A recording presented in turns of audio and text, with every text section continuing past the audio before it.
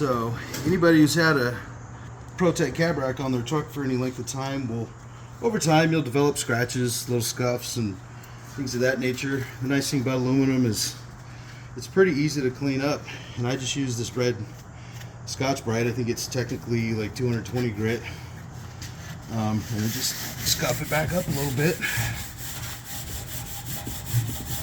A little bit of elbow grease.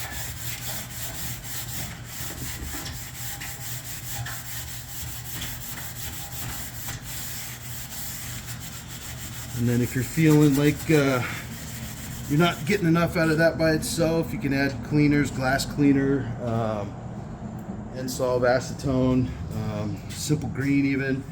Throw a little glass cleaner on here just to see what happens.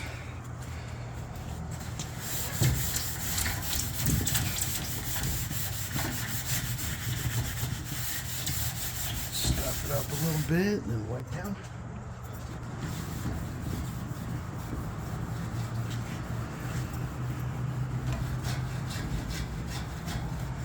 Cleans that tube up pretty good.